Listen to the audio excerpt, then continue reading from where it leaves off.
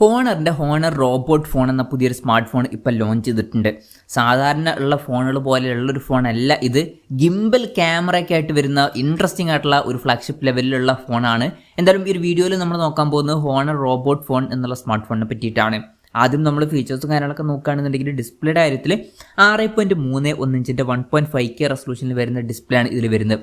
OLED പാനലാണ് ഇതിൽ കൊടുത്തിരിക്കുന്നത്. LTPO എന്നുള്ള ഫീച്ചർ ഇതിൽ സപ്പോർട്ട് ചെയ്യുന്നുണ്ട്. പിന്നെ 120 Hz റിഫ്രഷ് റേറ്റ് വരെ ഇതിൽ സപ്പോർട്ട് ചെയ്യും. ഫ്ലാറ്റ് ആയിട്ടുള്ള ഡിസ്പ്ലേ ആണ് ഇതിൽ വരുന്നത്. പീക്ക് ബ്രൈറ്റ്നസ് 6800 നിറ്റ്സ് വരെ വരുന്നുണ്ട്. പിന്നെ 4320 Hz PWM ഡിമ്മിങ് എന്നുള്ള ഫീച്ചറൊക്കെ ഇതിൽ വരുന്നുണ്ട്.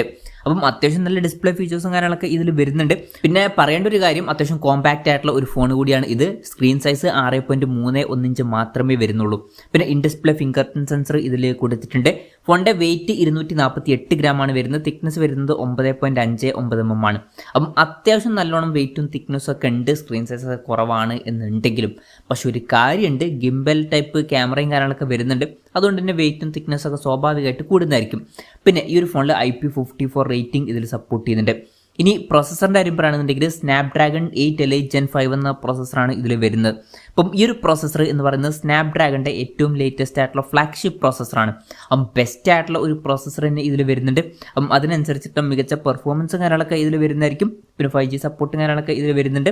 ഫോണിൻ്റെ ബേസ് വേരിയൻറ്റിൽ 12 GB റാമും 512 GB ഇൻറ്റേർണലുമാണ് വരുന്നത്. 16 GB റാമും 1 TB ഇൻറ്റേർണലുമായിട്ട് വരുന്ന വെർഷനും വരുന്നുണ്ട്. LPDDR5X റാമാണ് ഇതിൽ വരുന്നത്. പിന്നെ NFC സപ്പോർട്ട് ഇതിൽ വരുന്നുണ്ട്. IR ബ്ലാസ്റ്റർ എന്നുള്ള ഫീച്ചർ ഈ ഫോണിൽ കൊടുത്തിട്ടുണ്ട്. പിന്നെ നല്ല വൈബ്രേഷൻ എഫക്റ്റിന് വേണ്ടിയിട്ട് X-ആക്സിസ് ലീനിയർ മോട്ടർ ഇതിൽ വരുന്നുണ്ട്. സ്റ്റീരിയോ സ്പീക്കേഴ്സ് ഇതിൽ കൊടുത്തിട്ടുണ്ട്. Android 16 ബേസ് ആയിട്ടുള്ള MagicOS സോഫ്റ്റ്വെയർ ആണ് ഇതിൽ വരുന്നത്. ക്യാമറയുടെ കാര്യം പറയുകയാണെന്നുണ്ടെങ്കിൽ ഫോണിൻ്റെ പിന്നിൽ ട്രിപ്പിൾ ക്യാമറ സെറ്റപ്പാണ് വരുന്നത്.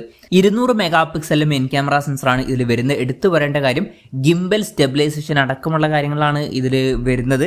പിന്നെ ഈ ഒരു ക്യാമറ സെൻസർ പൊന്തി വരുന്നതായിരിക്കും, എന്നിട്ട് അങ്ങോട്ടും ഇങ്ങോട്ടൊക്കെ തിരിയുന്ന ടൈപ്പ് ഒരു ക്യാമറ സെൻസറാണ് ഇതിൽ വരുന്നത്.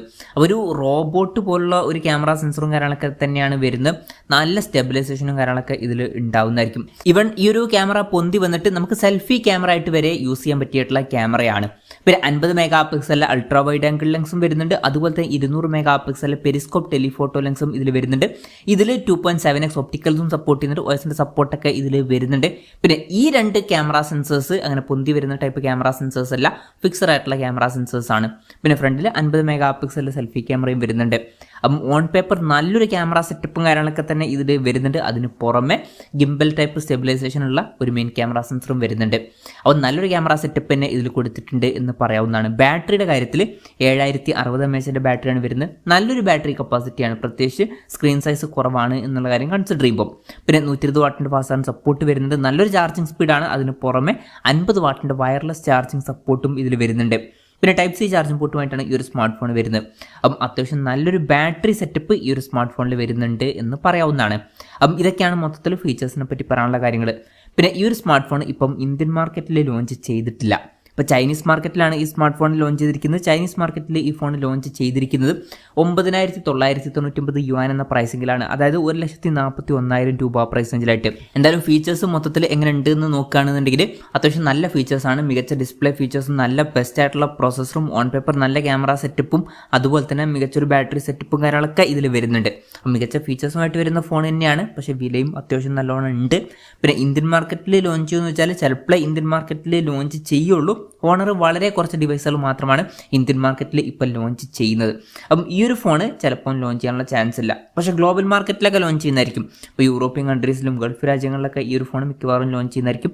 പക്ഷേ അവിടെയൊക്കെ ഫോണിൻ്റെ വില ഇതിലും കൂടുതൽ വരാനും ചാൻസ് ഉണ്ട്.